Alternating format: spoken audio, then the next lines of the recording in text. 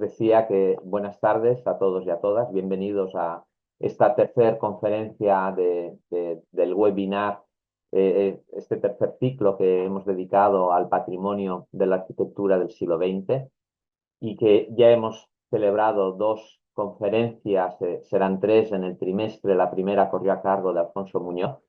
La segunda fue a cargo de Celestino García Braña y hoy tenemos como invitado al profesor Paolo Sangius de la Universidad degli Studi di Cagliari. Él es profesor de la Facultad de Arquitectura allí y bueno, él es profesor, en realidad su materia o las asignaturas en las que de alguna manera imparte su magisterio es el allestimento en museografía, es decir, la museografía y montajes, dijéramos, para los museos, y el recupero de la arquitectura moderna, es decir, y por lo tanto la recuperación y conservación o restauración de la arquitectura moderna.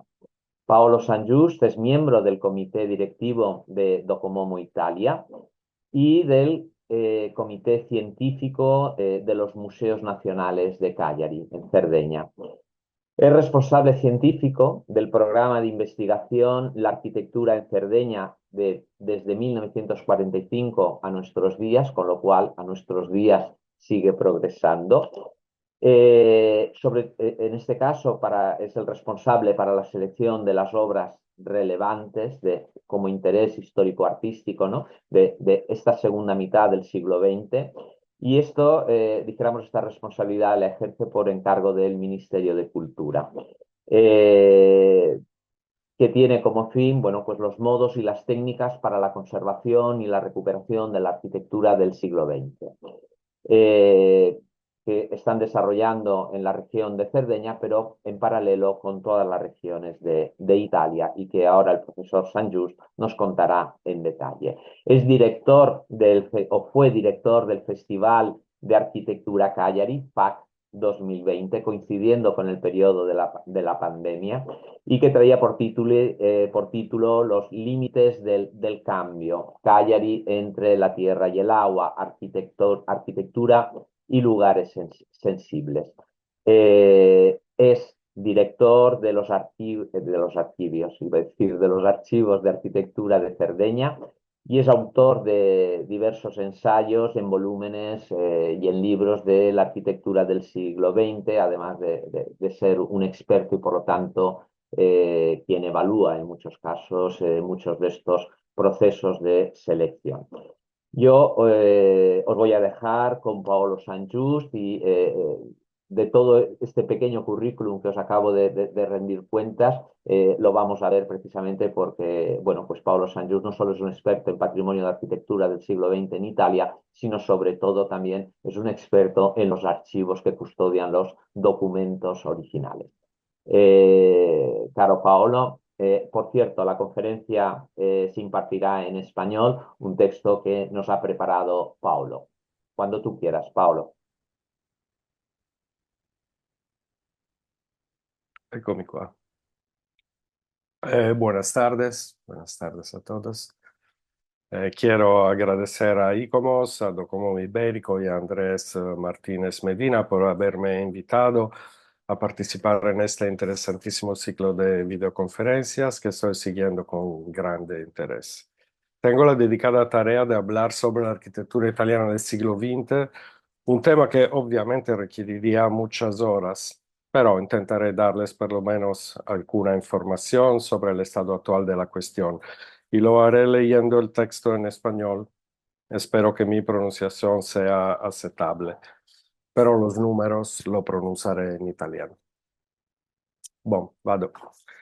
Nel 1968 Arturo Carlo Quintavalle, profesor titular de Historia del Arte en la Universidad de Parma, empieza la recolección de archivos de arquitectos que llevará después de muchos años a la creación del CSAC, Centro Studi e Archivio della Comunicazione dell'Università di Parma.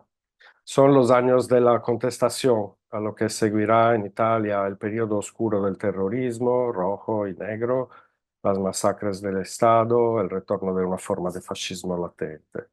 En aquellos años, Resulta bastante arduo abordar con la debida calma la reconstrucción histórica de los acontecimientos de la primera mitad del siglo XX. Entre los años 50 y 80 se publican en Italia las historias de la arquitectura, que tenían enfoques influenciados por la memoria de la Segunda Guerra Mundial, que aún estaba viva, y de la dictadura fascista. Por lo tanto, un enfoque político de la historia que impedía tener una mirada imparcial sobre la arquitectura del ventennio fascista. En aquellos años operaba un condicionamiento de matriz política que llevó a ignorar y borrar a muchos autores y muchas arquitecturas, ya que estaban demasiado vinculados al régimen fascista. Durante años, los historiadores, por ejemplo, fingieron no saber que Terragni y Libera habían sido fascistas, así como durante años se ignoraron las arquitecturas de Piacentini, hombre de grande poder y que tuvo importantes encargos profesionales durante el fascismo. El Piacentini no fue un arquitecto de obras inolvidables, quizás, pero de toda manera un diseñador muy activo y siempre presente en el debate de ventennio sobre la arquitectura racionalista. Pensemos también en la revisión que se está realizando actualmente en Alemania sobre la posición de la Bauhaus respecto al nazismo. No solo eso. Si miramos las principales historias de la arquitectura italiana del siglo XX, podemos encontrar fácilmente la confirmación de otra forma de condicionamiento que muchos historiadores han sufrido, debido a su formación ligada a una matriz idealista. Por ejemplo, la práctica de analizar predominantemente la historiografía, las publicaciones y las revistas, en lugar de los documentos primarios, es decir, los edificios y sus representaciones gráficas. Son ejemplares los casos del edificio de Correos de la Piazza Bologna en Roma de Ridolfi, que fue descrito como un edificio de ladrillo, porque así puede parecer si solo se observan las fotos en blanco y negro de la época, mientras que se trata de un edificio con estructuras portantes de hormigón armado, muy atrevidas y experimentales, revestido en travertino en vez que en ladrillo. Otro caso es la Casa del Fascio de Como de Terragni, para la cual las historias acreditaron, al reproducirlo literalmente, la interpretación que el mismo Terragni hizo en la revista Cuadrante. Dita interpretación omitía muchos aspectos y episodios que marcaron tanto su fase proyectual como la realizativa. Por ejemplo, el hecho de que el revestimiento de piedra fue impuesto a Terragni cuando el edificio ya estaba construido en bruto, porque los jerarcas fascistas lo consideraban poco monumental. Terragni fue obligado a revestir todo el edificio y para no modificar las proporciones de la columnata, mandó cincelar a mano los pilares, a los cuales tuvo que añadir el espesor de las placas de piedra de revestimento. Nel 1980 si fonda ufficialmente EXAC, Centro di Studi e Archivi della Comunicazione. Nel 1978, mientras tanto, nace el Centro de Recopilación de Fondos Archivísticos de Arquitectura en la Accademia Nazionale di San Luca in Roma. 1982 surgen también el Centro Studi Giuseppe Terragni di Como y la Fondación Giovanni Michelucci de Fiesole. Durante los años 80, el IUAV de Vinesa y el MART de Rovereto comienzan a constituir sus archivos de arquitectura. En los mismos años, además, gracias a la disponibilidad de los archivos, se difunden investigaciones sobre microhistorias locales o temáticas. Se abren nuevos ámbitos disciplinarios, diseño, fotografía, moda, etc. Y al mismo tiempo se empieza a notar que incluso la arquitectura del siglo XX necesita cuidados, mantenimiento y restauración, porque el tiempo empieza a dejar huellas en edificios que tienes 50 años. De ahí surge la necesidad de desarrollar proyectos de conocimiento y evaluación del estado de conservación y deterioro de las arquitecturas del primero siglo XX. Nel 1998 nasce in Eindhoven nace la Asociación Docomomo. En 92 se constituye Docomomo Italia, gracias a un grupo de trabajo dirigido por el profesor Sergio Poretti, el cual al mismo tiempo impulsaba una serie de investigaciones en el ámbito universitario sobre los modos de construcción del siglo XX.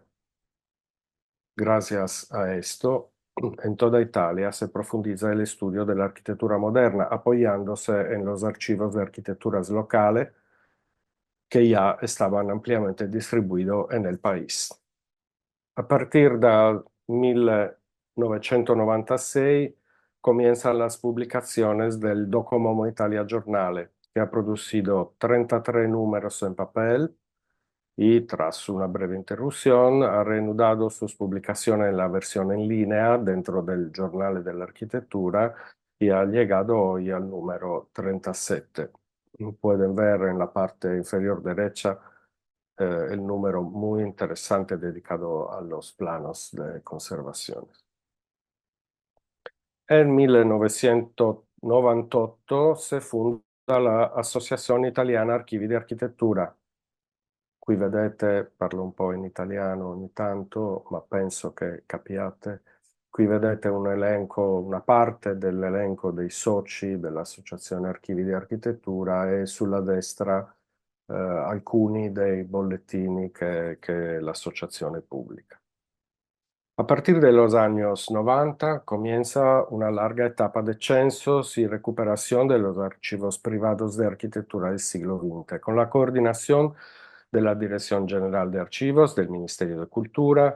Se involucran las superintendencias archivísticas regionales, las universidades y otros diversos organismos conservadores de archivos y colecciones privadas de arquitectura. En poco tiempo se ponen a disposición de los estudiosos documentos y materiales que nadie había visto antes.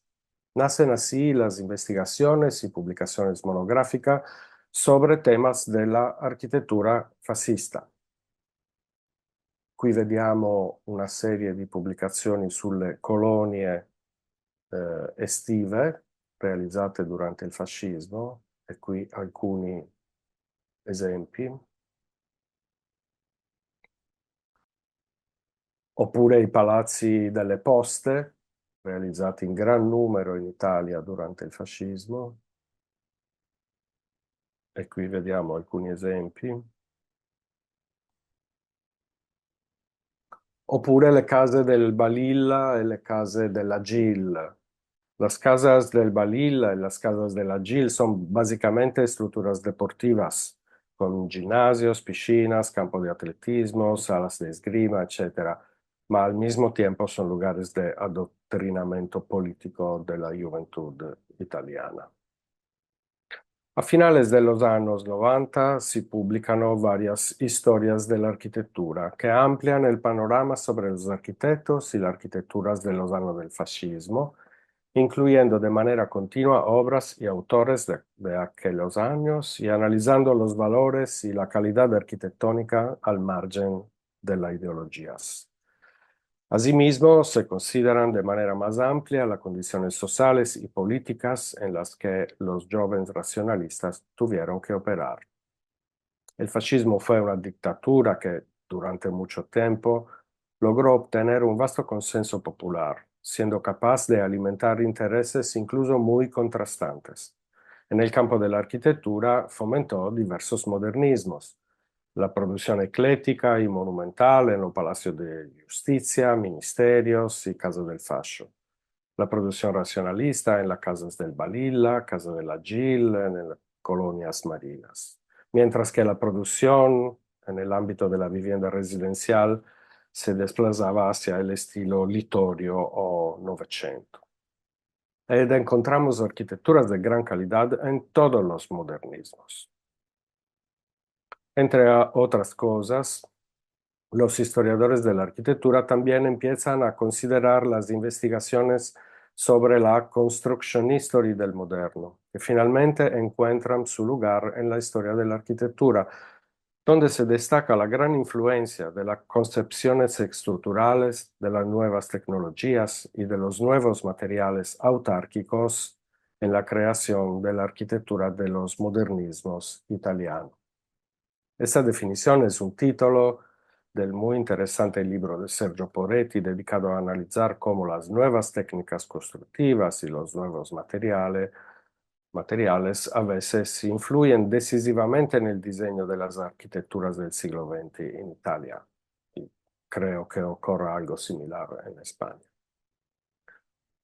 SIXI es un programa europeo de investigación a cargo de Sergio Poretti y Tullio Iori sobre la ingegneria strutturale italiana, un altro ambito di ricerca molto importante. Luego se desarrollan numerosas investigaciones sobre la historia de la ingeniería estructural del segundo siglo XX y sobre sus principales protagonistas. Pierluigi Nervi, molto famoso, algunas de sus obras, ma anche Riccardo Morandi, molto conosciuto per lo sfortunato Ponte di Genova, ma autore di opere, come vedete, di grandissimo interesse. O anche Sergio Musmeci, molto conosciuto per il ponte sul Basento a Potenza, un'opera d'arte plastica straordinaria, ma che ha avuto delle collaborazioni molto importanti, per esempio quella con Adalberto Libera per il Palazzo della Regione di Trento. All'inizio degli anni, a principios de los años 2000, la Dirección General de Arte y Arquitectura Contemporánea del Ministerio de Cultura lanzó el programa de Censo de las Arquitecturas Italianas desde 1945 hasta hoy. Una operación que considero en su conjunto como una gran e importante iniciativa cultural sobre el patrimonio. En unos 20 años de catalogación y actualizaciones, se ha llegado a la selección de 5.000 obras en todo el territorio nacional. ¿Qué son estas 5.000 obras? Consulté la plataforma para obtener algunas respuestas y busqué una treintena de autores conocidos, encontrando que Vittorio Gregotti, Carlo Scarpa, Gio Ponti, Ignazio Gardella, Gabetia Isola están presentes cada uno con 50-60 obras. Pierluigi Nervi, Franco Albini, Carlo Emonino, Gino Valle con 40-50 opere. BBPR, Giancarlo De Carlo, Paolo Portoghesi, Aldo Rossi, Marco Zanuso con 30-40 opere ciascuno, etcétera. Podría haber omitido otros autores importantes, cada uno de los cuales podría estar representado con 20-30 obras, pero en resumen, con un cálculo no muy refinado, podemos estimar que alrededor de 1.500 obras se atribuyen a los grandes autores y son obras conocidas, estudiadas y publicadas. ¿Y las otras 3.500 obras seleccionadas? Aquí reside el verdadero valor de esta selección, secondo me. Las 3.500 obras poco conocidas que representan el patrimonio de arquitectura moderna distribuido por todo el territorio nacional y que son de grande importancia y calidad. A menudo se trata de obras de autores desconocidos, excepto a nivel regional, que por diversas razones no han tenido acceso a la divulgación editorial. La distancia de los centros de producción editorial, de las revistas, la distancia de los grandes centros expositivos o la ausencia de una facultad de arquitectura en el territorio de referencia. El valor de todas estas obras puede no ser, por lo tanto, un valor absoluto y es probable que no sea necesario escribir desde cero la historia de la arquitectura italiana del siglo XX como resultado de estas nuevas adquisiciones. O quizás los historiadores podrían ampliar la mirada hacia las periferias del imperio y repensar las diversas formas en las que se manifestaron los modernismos italianos. Sé que una cuestión similar se plantea también en España, lo que se llama el debate entre el centro y la periferia. Se trata de un patrimonio a menudo ubicado en territorios donde la calidad media de la arquitectura no es de altísimo nivel, pero son obras de gran importancia en relación precisamente con los lugares donde se encuentran. De cualquier forma, 5.000 obras son un fragmento infinitesimal respecto a la enorme cantidad de lo que se construyó en Italia en el periodo de la posguerra. En el siglo XX en Italia, pero probablemente en toda Europa, se realizó el 70% de todo el patrimonio arquitectónico nacional. ¿Podemos pensar en protegerlas todas y cada una de estas 5.000 obras? Yo creo que sí, aunque fueran el doble o el triple, seguirían siendo una mínima parte de los construidos. Su protección no tendría ningún impacto negativo en el mercado de la construcción, al cual le quedaría casi la totalidad del patrimonio arquitectónico, es decir, aquel sin calidad arquitectónica, sobre el cual intervenir con total libertad. El sitio del censo, desde el punto de vista informático, no está muy actualizado y desde el punto de vista iconográfico es muy variado y no tiene gran calidad. Por ello, el Ministerio de Cultura ha realizado un atlas de la arquitectura contemporánea con la colaboración de Docomomo Italia y de la Universidad Sapienza de Roma, que presenta una selección de obras de la segunda mitad del siglo XX para las cuales se han realizado reportajes fotográficos originales. Entonces, ¿cómo debemos comportarnos frente al patrimonio? Por un lado, no debemos caer en una actitud formalista y burocrática que considera cada documento irrenunciable, atribuyéndole valor de memoria a cualquier cosa que haya existido durante cierto tiempo. Por otro lado, es precisamente para poder extender que es necesario profundizar en las investigaciones sin objetivos apenas disimulados, en busca de herramientas histórico-críticas que se puedan usar para proceder. Sobre todo, en cualquier caso, debería prevalecer la necesaria contextualización de los temas que hace que un bien cultural del moderno adquiera valor en relación con su contexto local específico, además de respeto a las grandes obras consagradas por la historia y la crítica internacional, con las cuales igualmente debe confrontarse. Ahora veremos alguna intervención de restauración realizadas en Italia en los últimos años. Esto es el Palacio Postal de Roma de Adalberto Libera, 1933-34. Es una storia muy interesante. La empresa Poste Italiane encarga a Sergio Poretti y a su grupo una consultoría para la restauración, cuyos resultados se publicarán con Gangemi Editore, también para explicar que algunos detalles constructivos diseñados por él al final no se realizaron. ¿Cuál es la storia di questo edificio? En los años 30 en Italia hay un gran desarrollo en la producción de mármoles para la construcción y se popularizan los revestimientos de piedra de poco grosor, de 2-3 centímetros.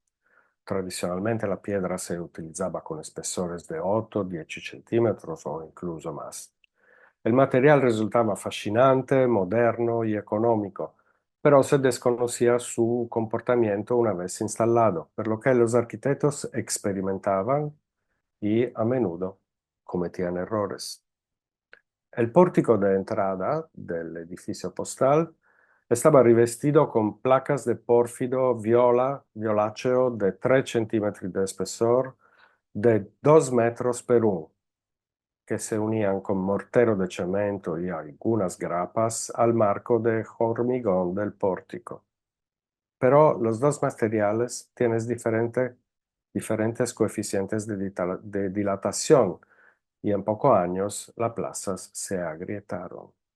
Ocurrieron varias vicisitudes que no puedo detallar ahora, hasta la sustitución completa del pórfido con un revestimiento de travertino más fiable, ya que era más experimentado, de 5 centímetros de espesor, casi completa, ya que, como pueden ver, se dejaron como testimonio las franjas verticales de pórfido visibles en la parte superior izquierda de la imagen. Aquí también se observa la cubierta del lucernario que sobresale del filo de la fachada. No era así originalmente, era un volumen puro, lo vemos aquí, tan puro que Libera no previó ningún sistema de evacuación de aguas pluviales, lo que obligó a las postes a construir la cubierta saliente que vemos en la foto. El método de Poretti establece que cuando tenemos un conocimiento preciso de la arquitectura en su estado original y conocemos exactamente las intenciones del proyectista, podemos rediseñar corrigiendo los errores técnicos para proponer nuevamente la arquitectura como Libera, en este caso, la había concebido. De este modo se rediseña el detalle del sistema de fijación de las placas de pórfido, extraída de la misma cantera de los años 30, y se resuelve también desde el proyecto el problema de las aguas pluviales.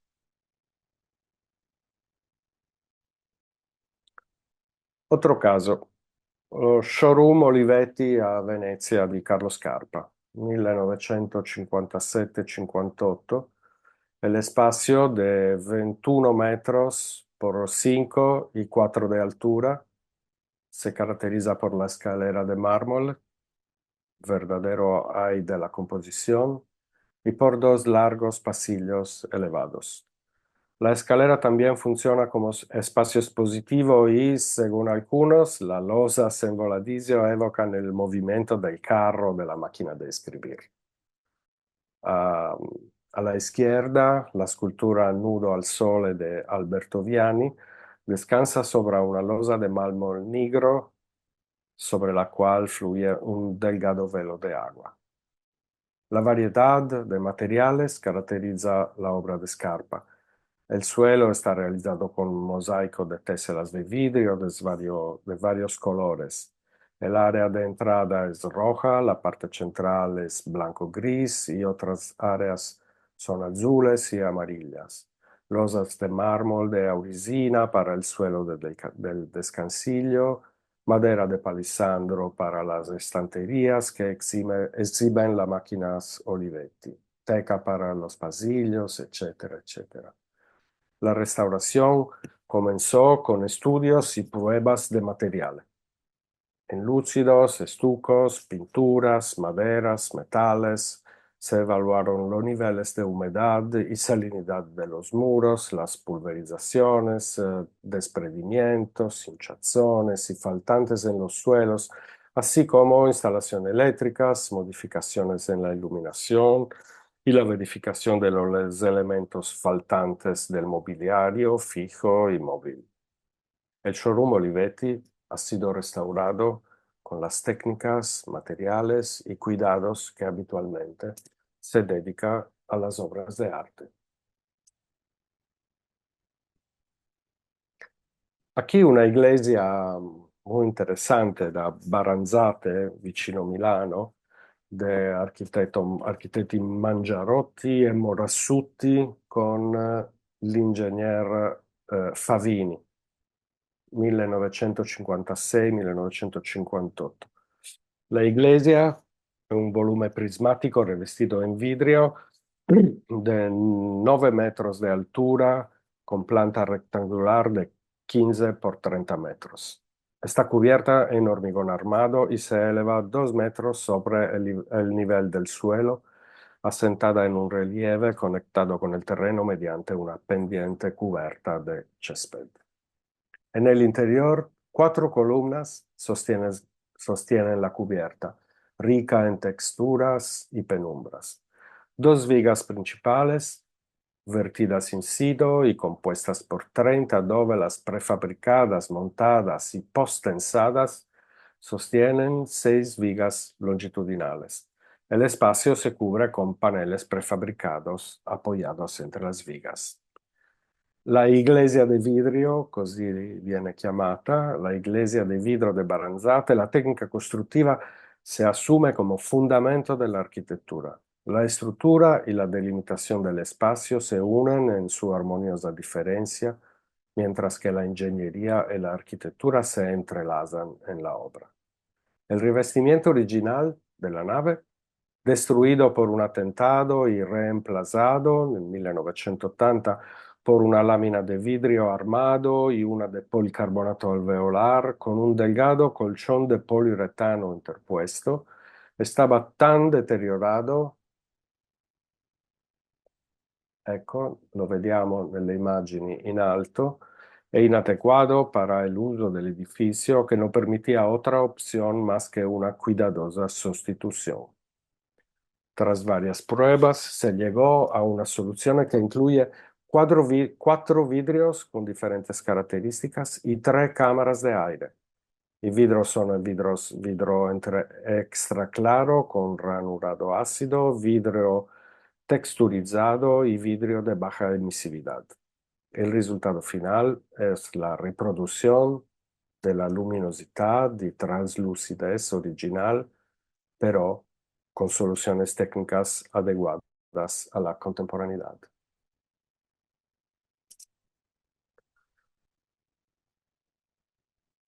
E il grattacielo Pirelli, Gio Ponti e Pierluigi Nervi.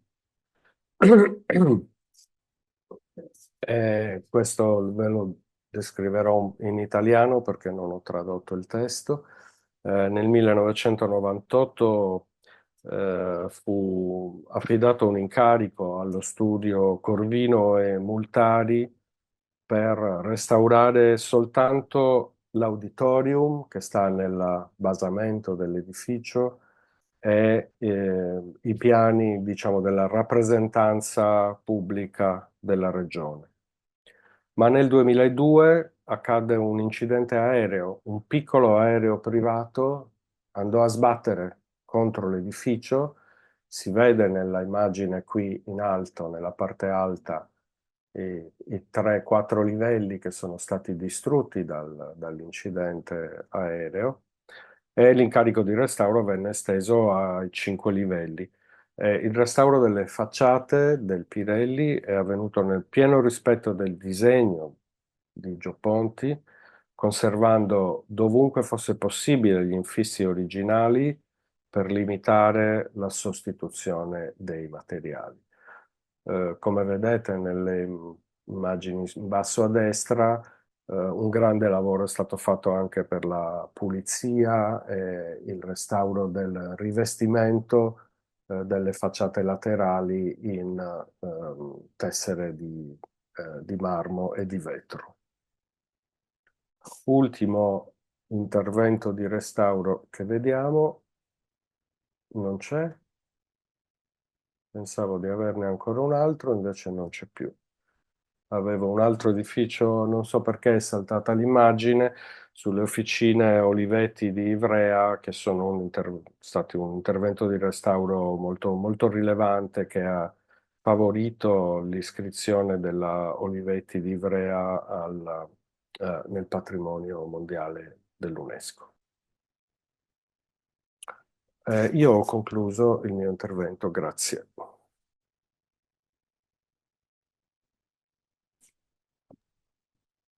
Muchísimas gracias, Paolo. Un momento que yo también tengo. Te pediría por favor que dejes de compartir pantalla y así nos ven a nosotros, si fuera posible.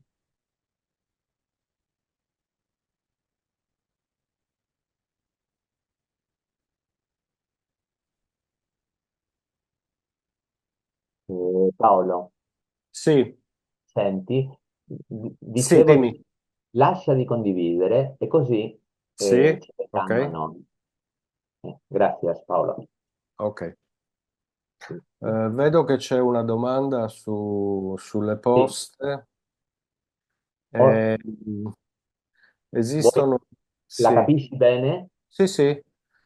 Ci sono due pubblicazioni che riguardano le poste di Libera.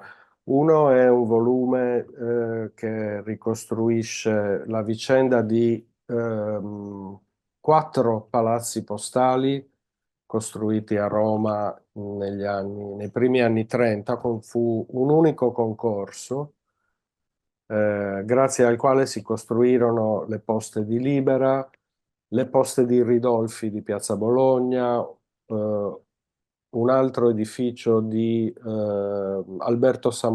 Giuseppe Samonà e un quarto edificio di un autore non molto conosciuto. Questo libro ricostruisce le vicende storiche del progetto, del concorso, del progetto e del cantiere. L'altro libro che mi sembra che Andrés stava cercando di mostrare ma non andava a fuoco è quello sul restauro, giusto? L'ho visto bene, l'ho riconosciuto. Sì, Paolo, ma lo Zoom soltanto si focalizza sulle persone, non sui libri. Però se torniamo alla mia condivisione, in una delle eh, slide c'era questo libro. Aspetta.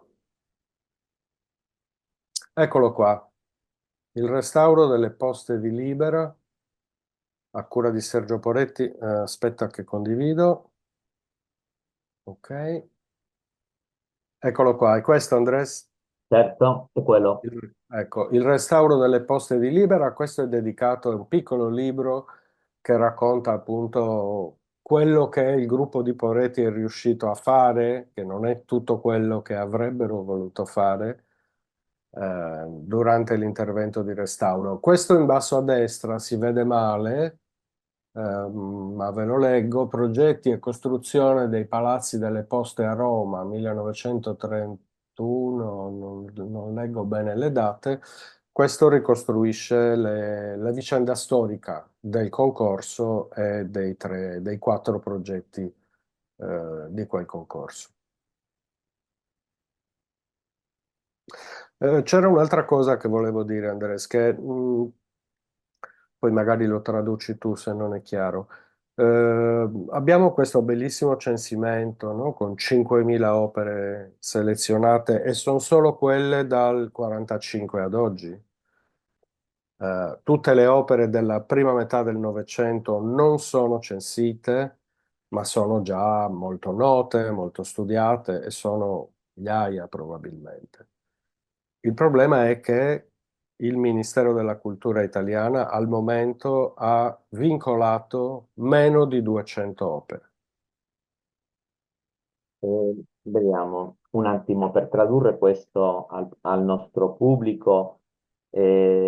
Questo che hai detto alla fine, che, 200, che il Ministero soltanto ha deciso di, possiamo dire, catalogare come monumento soltanto 200, Sì, 200 opere. perché la procedura per vincolare, si dice così, per vincolare un edificio è molto complessa, farraginosa, e gli uffici delle sovrintendenze non riescono, non hanno il tempo, non hanno la possibilità Mm. di vincolarne molte. Quindi da una parte c'è una grande consapevolezza della necessità di tutelare l'architettura del Novecento, ma dall'altra le istituzioni non agiscono. Bien, intento de traduciros esta, digamos, última explicación que nos da el profesor Just, que dice que efectivamente el ministerio ahora este censo que ha realizado, pero es desde el año 45 a la actualidad, donde están los 5.000 edificios, es, dijéramos, donde ha puesto su empeño. Pero los 45 años primeros del siglo XX no están censados. Es decir, las obras que se han construido en la primera mitad del siglo XX no forman parte, dijéramos, de este mapa de las arquitecturas del siglo XX. Si bien, precisamente porque son algo más antiguas, están más estudiadas y son más conocidas y están más publicadas. Pero volviendo a las 5.000, de estas 5.000 que el profesor Saint-Just apuesta porque sean declarados BICs, bienes de interés cultural. Sin embargo, el procedimiento sucede también como en España, Paolo. Ujú. El proceso de catalogación, de incoación que decimos nosotros, es un proceso lento. Requiere muchos informes, mucha documentación y muchos acuerdos si la propiedad no es pública. Incluso siendo de alguna administración, también puede generar problemas. Quiero decir, en España y en concreto en la Comunidad Valenciana, tenemos uno de los mayores, dijéramos, conjuntos universitarios de los años 60 de uno de los arquitectos más notables, dijéramos, de la segunda mitad del siglo XX, de Fernando Moreno Barberá, que es la Universidad Laboral de Cheste, donde existe el problema que, estando el edificio todavía en uso, distintas partes, la administración pública no quiere declararlo monumento por las limitaciones al uso que ello conlleva y las limitaciones a la intervención para introducir nuevos sistemas informáticos, instalaciones eléctricas, actualizaciones, porque esto limita su capacidad de acción, sobre todo en el tiempo. Porque como la administración es lenta, si luego los procesos de intervención son lentos, entran, dijéramos, en un bucle. Espero que ahora el profesor Sanjust añadirá alguna cosa más. Sí, Sì, dime, Paolo. voglio precisare, la legge italiana vincola automaticamente gli edifici che hanno più di 70 anni, ok?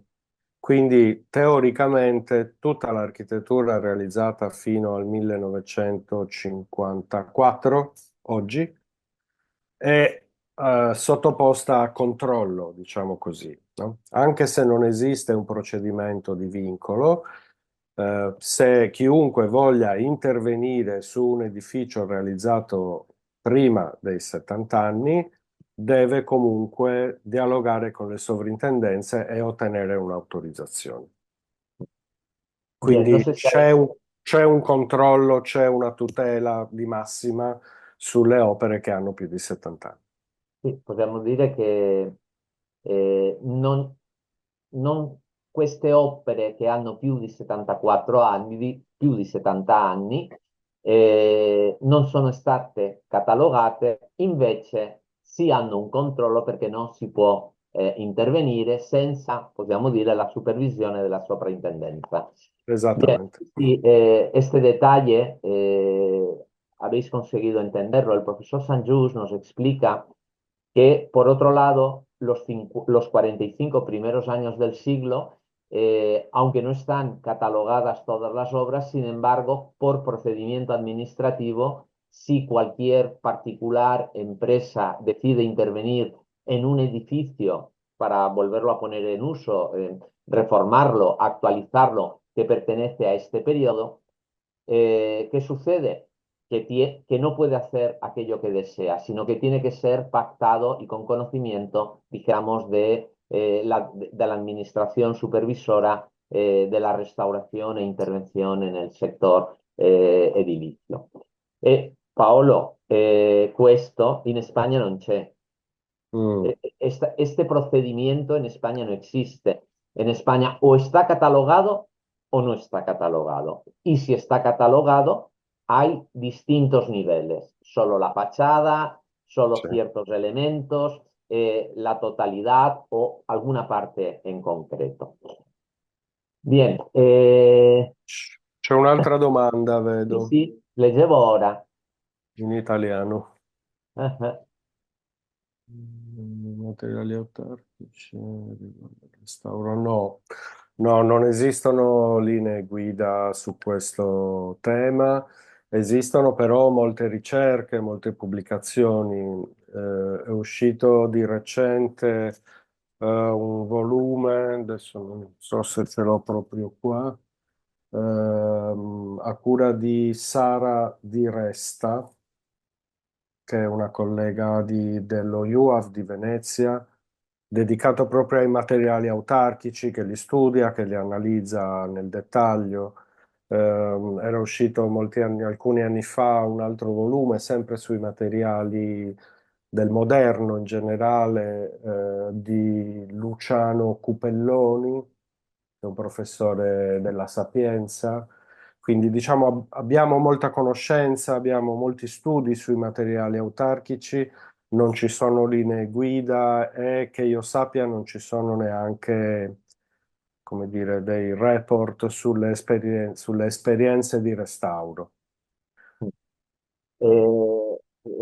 Paolo, per poter tradurre io la domanda materiali detti autarchici, Autarchici.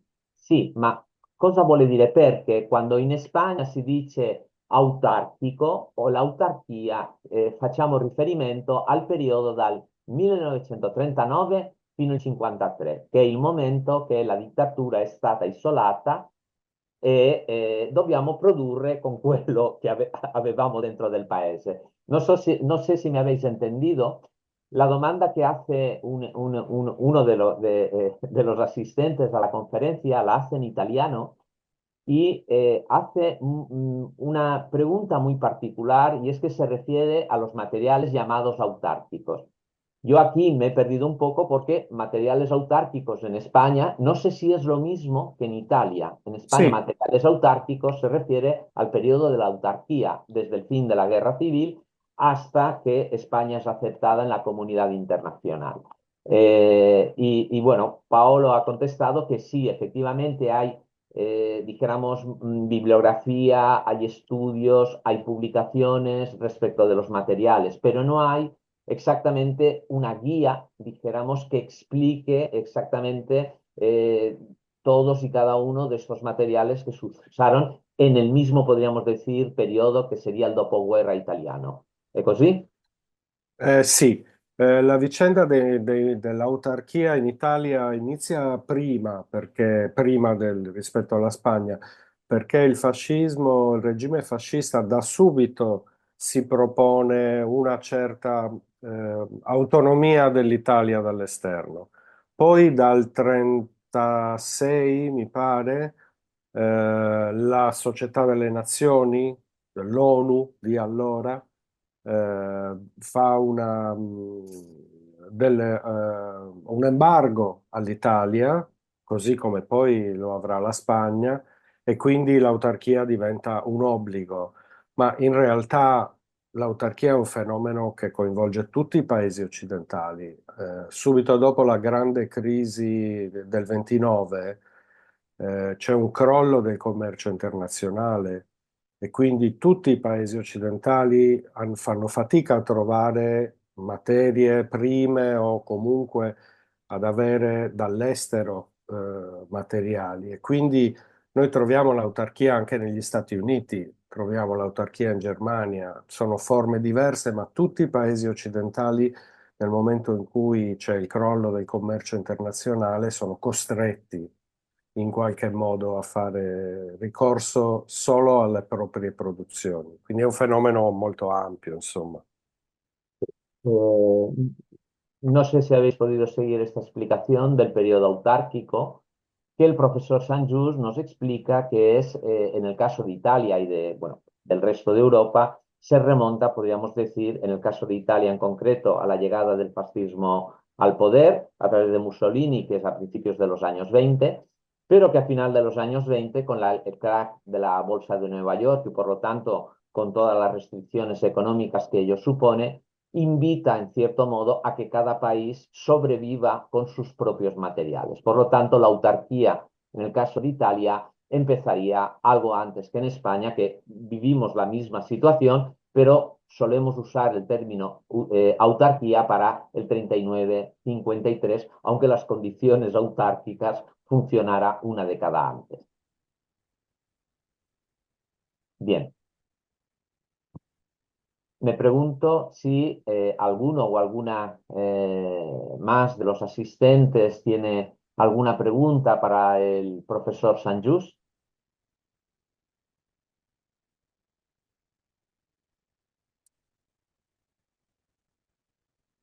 Bien, por el momento parece que no. todavía estamos a tiempo. Eh, Aprovecho la ocasión, Paolo, para, más que hacerte una pregunta, simplemente hacer un comentario, porque Sì, cuando explicas el tema de el moderno en Italia, este problema de la tecnología, que en España también se da efectivamente. Además, en España se da de un modo, podríamos decir, más drástico que en Italia, porque en España, en los años 30, que era cuando empezaba a desarrollarse el hormigón y estaba empezando a circular la perfilería metálica en el sector de la edificación con relativa facilidad, también las piezas de vidrio, etcétera. Obviamente, nuestra propia guerra civil destruye todo el tejido industrial y reconstruir el tejido industrial, que los altos hornos vuelvan a fabricar acero, que las cementeras vuelvan a fabricar cemento.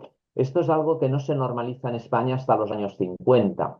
Con lo cual, a partir de finales de los 50 es cuando en realidad los arquitectos se convierten en el instrumento intermedio entre la industria que produce el ladrillo, la cerámica vidriada, el aluminio, la perfilería de acero, el propio hormigón. En España, justo desde finales de los 60 y a lo largo de los 50 y a lo largo de los años 60, España da un salto muy alto. Es el que se conoce en España, que también se conoce en Italia como el del milagro económico, pero no solo es un milagro económico, es sobre todo un salto de tecnología muy grande que, para que la tecnología que se produce en la industria se pueda aplicar en realidad al sector inmobiliario, el, dijéramos, el instrumento clave son los arquitectos. Son los arquitectos los que tienen que hacer los diseños, los detalles constructivos para poder explicar, dijéramos, a los operarios, a los encargados de la obra, del cantiere, cómo se tiene que, dijéramos, construir con esta nueva tecnología. Es decir, imagino que en Italia sucede lo mismo. Y por eso ahora sì. los problemas de la restauración, porque hay que volver, situarse 50 años antes y comprobar que los detalles eran acertados con sus medios, pero no eran acertados para el tiempo que venía. Bien, Esattamente sì. nos han pasado, o has puesto tú los enlaces a los libros, por si los quieren. Hemos de aclarar que no tenemos comisión en la venta de los libros. Te doy las gracias, Paolo, por esta charla, esta conferencia tan instructiva, tan completa, con este panorama, no solo, dijéramos, de la producción, nosotros decimos el movimiento moderno en Italia o la arquitectura moderna, sino los problemas que tiene la arquitectura moderna en el tiempo, que son a veces superiores a los que tiene la arquitectura histórica, porque sus materiales son más débiles, más frágiles, menos resistentes, ¿no? Y bueno, pues te doy las gracias a ti, doy las gracias al público, le recuerdo también a los asistentes que, bueno, felices fiestas, feliz año nuevo, pero nos volvemos a ver en la tercera semana de enero, que tendremos a una nueva invitada que nos hablará del patrimonio industrial, tanto del legado como de las posibilidades de reuso y de algunos proyectos y de sus intervenciones y sus resultados. Muchas gracias, buenas tardes y nos vemos el próximo año. Grazie Andres, grazie a tutti e buone vacanze. Ok.